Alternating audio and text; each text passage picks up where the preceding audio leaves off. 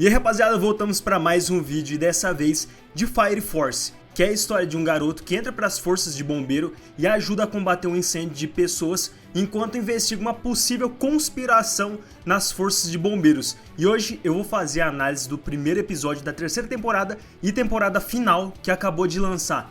E mano, teve uma traição aqui muito absurda que você nem pensa que essa pessoa ia fazer isso, ia trair a força de bombeiro, mas aconteceu nesse primeiro episódio. E pra quem tá desatualizado do que tá acontecendo, eu vou dar um breve resumo de tudo pra você entender esse episódio. Beleza, o episódio começa mostrando um mundo Adola, com vários infernais andando pelo fogo negro, que a gente já viu, o que leva a crer que vai acontecer alguma coisa, que já é a premonição do que vai acontecer, porque em nenhuma temporada anterior tinha aparecido infernais comuns nesse mundo. E outra, a gente só viu infernais comuns, se eu não me engano, no mundo normal. É interessante porque o que dá a entender aqui pra mim é que nesse mundo Adola existiam pessoas e que elas também se transformaram em infernais, e tudo leva a crer que pode ter a ver com a Evangelista também, já que ela é a maior suspeita de causar tudo isso daqui.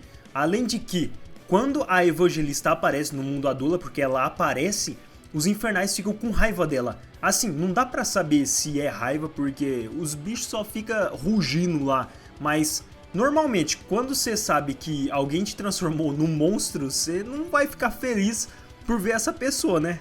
Mas tá, lembra da Halmia e do Sharum, os túnicas brancas? Então, eles estão numa espécie de esconderijo fazendo alguma coisa que não dá pra saber realmente o que é que eles estão fazendo ali. Porque o Sharum só tá esperando do lado de fora de uma sala pela Halmia, que tá fazendo alguma coisa. E nessa hora, dá pra ver que ela tá sentindo alguma dor, ela gritando. Mas a única coisa que pode ser, assim, que tem a ver com tudo isso daqui que tá acontecendo é alguma coisa relacionada à Evangelista, porque eu não acredito que ela ia querer sentir dor por ela mesma. Então, ela teve algum motivo assim pra fazer alguma coisa ali, algum objetivo. E por que eu acho isso? Porque quando ela sai, além de sair estressada, ela diz que eles iam guiar o Império à sua verdadeira forma. E o que ela tá fazendo ali foi alguma coisa que ela precisava ter feito pra iniciar assim esse plano. Porque não faz o menor sentido ela ficar gritando de dor se não fosse por causa da Evangelista que deu alguma ordem pra ela. E depois disso ela ainda fala que ia encontrar alguém, e esse alguém aqui, você fica assim, você fica pensando quem que é essa pessoa que eles vão encontrar. Pelo menos foi o que assim, eu pensei quando teve toda essa situação. Que pessoa é? E ainda ela tinha dito lá que ia guiar o Império, então as coisas estão começando a se desenrolar aqui. Mas beleza, enquanto isso estava acontecendo, a gente tem a Companhia 8 aparecendo no meio de um treinamento.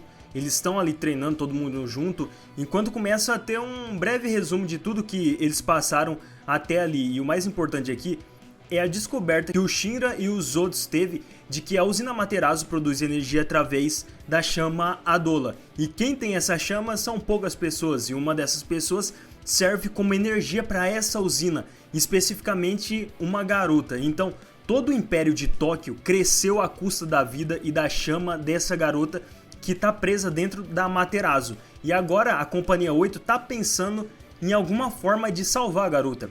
E o Shinra, mais ainda, por causa que ele teve uma conexão Adola com ela. Então o Shinra tem essa preocupação porque ele podia estar ali.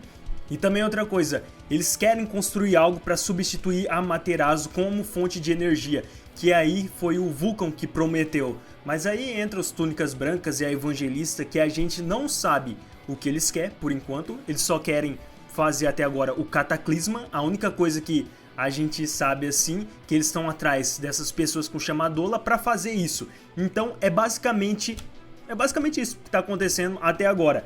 E é agora que as coisas vão começar a se mexer com essa fala da Halmia. Então todo mundo tava treinando ali, beleza, todo mundo treinando. E uma coisa curiosa que no último episódio da temporada passada não mostrou foi do treinamento do Shinra e do Arthur, onde que eles fizeram em Asakura com o comandante Benimaru.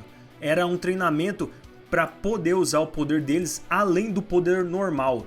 E no caso do Shinra, ele consegue fazer isso. E ele explica que ele teve que quase morrer para ter acesso ao poder máximo dele. E o Shinra visualiza o quê? A casa onde ele nasceu, com a mãe dele transformada em infernal, segurando o irmão dele. E é interessante porque o Benimaru fala que eles tinham que encarar a morte, quase morte, para alcançar esse poder. Só que nesse episódio mostra que essa situação de quase morte pro Arthur é diferente assim para cada um. O Arthur mesmo diz que quando ele estava na quase morte, foi como se ele visse que ele estava com todos os equipamentos mais poderosos dele no máximo, com todos os status no máximo, e os dados do jogo desaparecessem, e ele conseguiu acessar o poder máximo. Então para ele ter esse acesso a esse poder máximo dele foi por meio de uma visão de videogame dele. Mas a pergunta agora é se eles conseguem acessar esse poder na hora que eles quiserem, porque é fundamental. Porque assim, o Benimaru fala disso com eles, para eles continuar com o treinamento, para eles chegar num nível que eles não precisam chegar no quase morte para eles acessar esse poder. Eles simplesmente ativam e podem desativar esse poder a hora que eles quiserem. E rapaziada, se liga que agora começa o episódio de verdade mesmo. Enquanto todo mundo tá treinando, o Capitão Obi tá lá reportando as coisas que aconteceu pro chefe dele, que agora a cidade de Asakura ia cooperar com a empresa Hajima e que o Império de Tóquio ia estar unificado contra os Túnicas Brancas. E é aí que acontece o quê? O exército entra na sala e prende o Capitão Obi, que assim, simplesmente do nada. Aí você fica assim, sem entender, tipo, por que estão prendendo o capitão, sendo que a gente não viu ele fazendo nada de errado assim. Só que é aí que entra também quem tá lá. Os Túnicas Brancas, e a gente entende que os caras começaram a se movimentar e eles começaram com um exército que, pelo menos, o que eu entendi, tem o poder de prender até o capitão da companhia, mas aí fica outra pergunta também.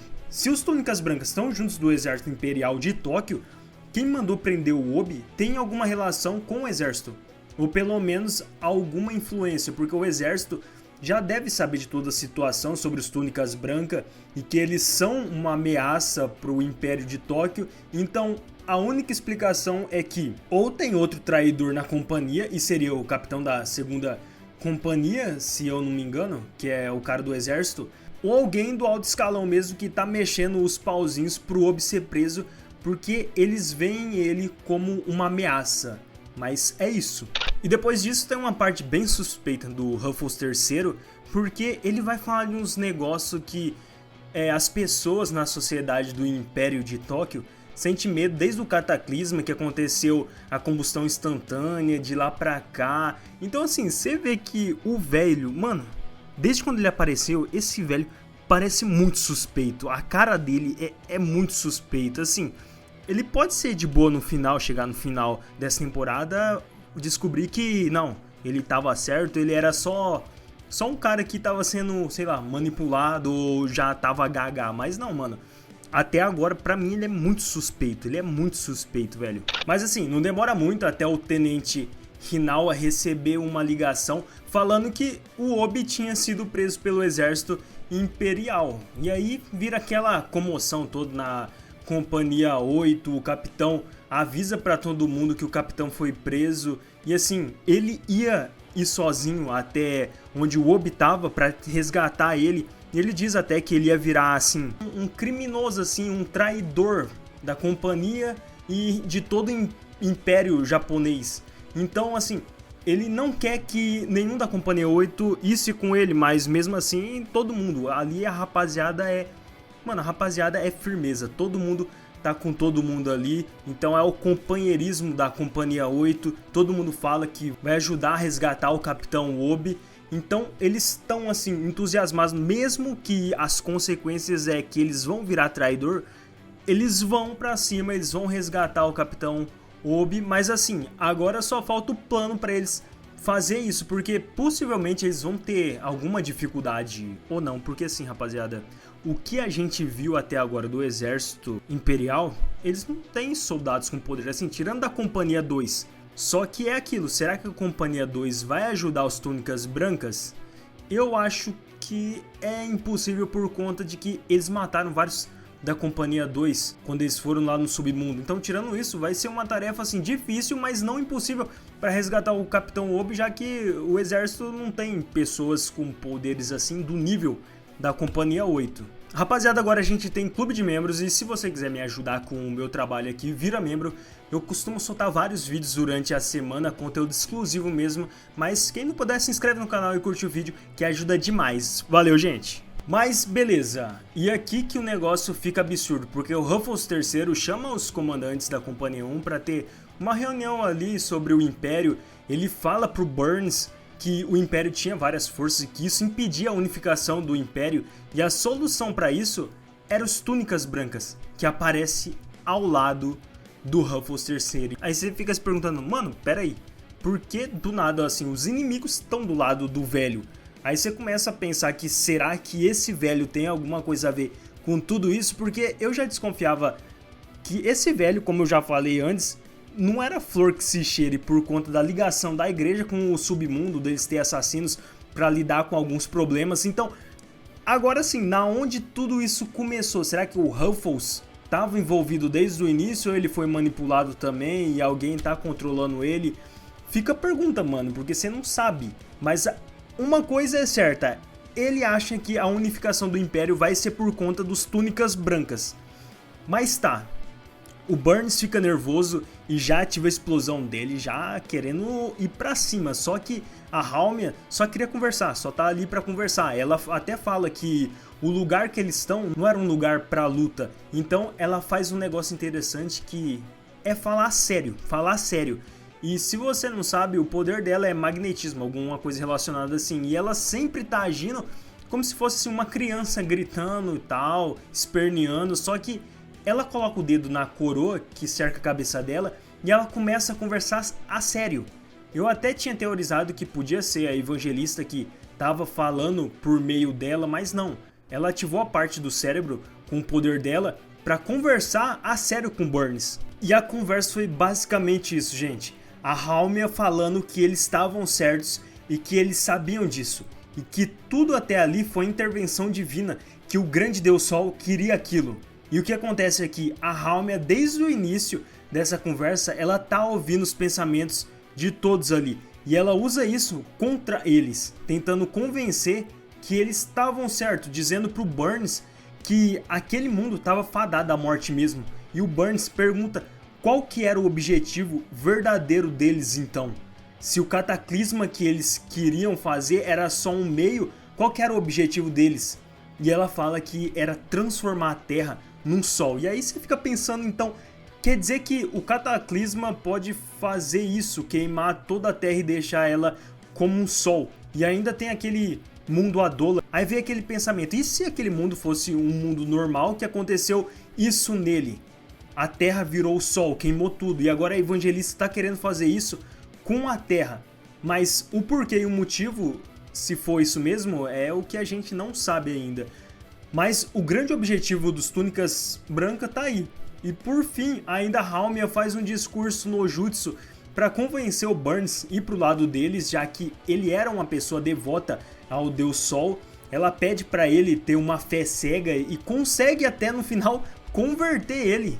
E o mais interessante aqui é que eu acho que é esse poder da mente dela que fez isso. Ela foi jogando a lábia dela sobre a Evangelista e ele começa a tremer, duvidando do que ele acreditava até ali. E consegue converter o Burns, fazendo ele ajoelhar. Aí você pensa, se essa mulher conseguiu convencer o Burns, que é o brabo dos brabo, que tem a mentalidade absurda, imagina o que ela pode fazer com outras pessoas assim comuns da sociedade. Mas o interessante nem é isso, o interessante é que as outras pessoas, os comandantes que estavam ali da Companhia 1 também, não tiveram essa conversão. Aí fica a pergunta, será que ela só consegue fazer aquilo com uma pessoa por vez, ou era porque eles conheciam a força do Burns e ele ia ser um problema para eles? Outra coisa também que pode ter convencido o Burns é a conexão Adola que o Burns teve e que deixou aquela marca no olho dele. Então ia ser mais fácil a Halmia conseguir manipular os pensamentos do Burns.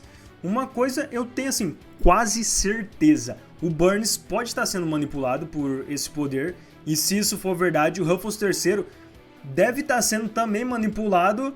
Eu não consigo acreditar que um cara como o Burns tenha se assim rendido sozinho por vontade própria, sem alguma intervenção ou manipulação da Halmia. Mas agora, em termos de força assim, de grupo, gente, os Túnicas Brancas pegaram o capitão da primeira companhia, que é absurdo e que vai dar trabalho para a companhia 8, ou a gente vai ter aquela luta que pelo menos eu queria muito, do Benimaru contra ele. Deixa aí o que você acha. E no fim, o Burns tem outra conversa com a Halmia, que tá no comando de tudo agora, é o que parece, como a comandante de todos os chamas Adola ali, dizendo que o Obi cumpriu o papel dele de desenvolvimento da explosão Adola do Shinra, e agora que o Obi tá capturado, eles vão usar ele para servir como isca pro Shinra principalmente, capturar ele. Então foi assim inteligente da parte dos Túnicas Brancas pegar alguém que o Shinra se importa para usar de isca para ele ir atrás do Capitão Obi. É uma estratégia que sempre funciona para atrair o alvo, e no caso vai atrair toda a companhia 8, mas o que chama atenção é que eles estão planejando implantar um inseto nele, no Capitão Obi, e o episódio acaba aqui com essa bomba, que o capitão pode se tornar um infernal ou não, ou ele pode despertar igual aquele molequinho que recebeu um inseto e continuou vivo. E agora é só esperar o próximo episódio pra saber, eu tô ansioso pra saber o próximo episódio, o que realmente vai acontecer agora com o Capitão Obi, na onde ele tá, e também como os Túnicas Brancas vão fazer a Terra virar esse sol que eles estão falando. É isso, rapaziada, lembrando, se inscreve no canal, curte o vídeo pra receber a próxima análise de vários outros animes. Valeu, gente!